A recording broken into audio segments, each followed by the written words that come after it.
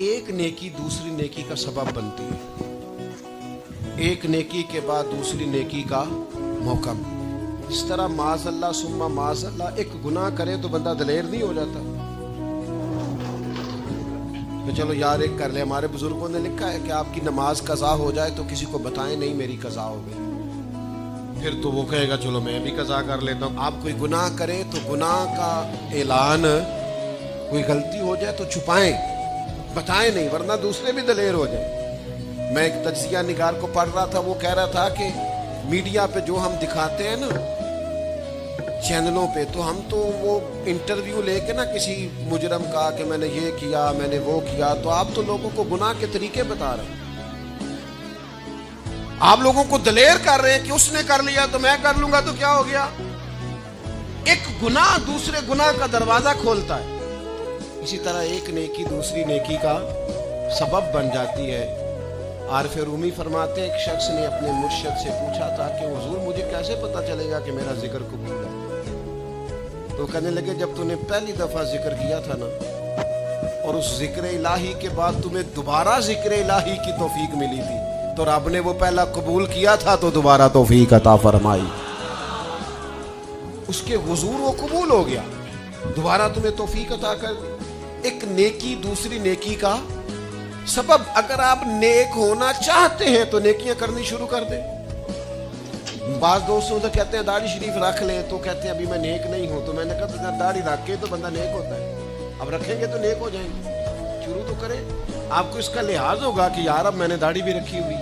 ایک نیکی دوسری نیکی کا رستہ کھولتی ہے، ایک نیکی دوسری نیکی کے لیے راہ کو کشادہ کرتی ہے۔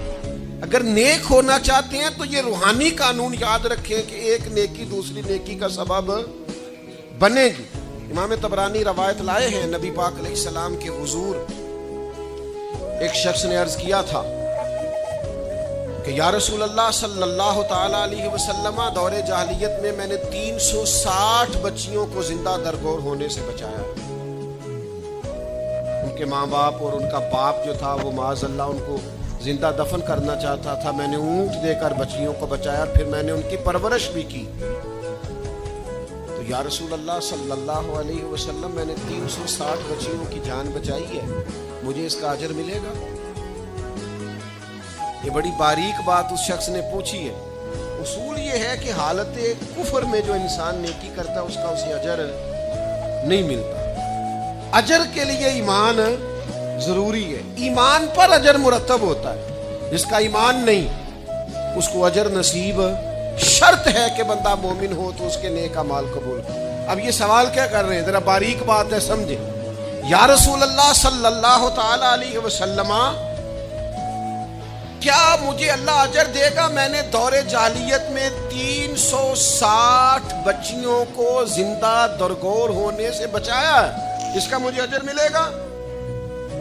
قربان جائیں، حضور فرماتے ہیں انا افصح العرب، میں عربوں میں سب سے زیادہ فصیح و بلیغ ہوں۔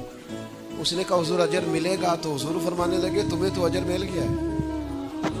وہ حضور سے پوچھتا ہے یا رسول اللہ میں نے 360 بچیوں کی جان بچائی ہے، زندہ درگور ہونے سے بچایا، اجر ملے گا؟ حضور فرمانے لگے تمہیں تو مل گیا ہے۔ او بھائی مل گیا نا، حضور کے سامنے بیٹھا ہوا ہے، اس سے زیادہ بھی کوئی اجر ملنا ہے؟ نبی پاک کے سامنے بیٹھ گیا ہے اور حضور سے سوال کر رہا ہے، تو حضور فرمانے لگے تمہیں تو اجر مل گیا ہے۔ یا رسول اللہ کیسے؟ فرمایا اللہ نے تمہیں اسلام کی توفیق نہیں دے دی، تمہیں تو اجر مل گیا ہے۔ صحابہ وہ صحابہ تھے جن کی ہر صبح صبح عید ہوتی تھی، خدا کا قرب حاصل تھا، نبی کی دید ہوتی تھی، تو اجر تو مل گیا ہے تمہیں، اللہ نے اسلام کی توفیق عطا کر دی ہے۔ وہ جو تم نے دور جاہلیت میں نیکیاں کی اس کا اجر یہ ملا کہ اللہ تعالیٰ نے تمہارا سینہ اسلام کے لیے کھول دیا، تمہیں اسلام کی توفیق مل گئی ہے، تم مسلمان ہو گئے ہو تو اس نیکی کا تمہیں اجر ملا ہے۔ زندگی بھر یاد رکھیں، آپ نیکی کریں گے تو نیکیوں کے رستے کھل جائیں گے، آپ تقوی کی راہ پر چلیں گے تو آپ کا سینہ اللہ تعالیٰ کھول دے گا عبادت کے لیے۔ ایک نیکی دوسری نیکی کا سبب، اس لیے حضور علیہ السلام نے فرمایا تم نے نیکی کو کبھی حقیر نہیں سمجھنا. کچھ نہ ہو سکے تو بھائی سے مسکرا کے ملاقات ہی کر. چھوٹی سے چھوٹی نیکی کو بھی چھوڑیں, حریص ہو جائیں نیکیوں.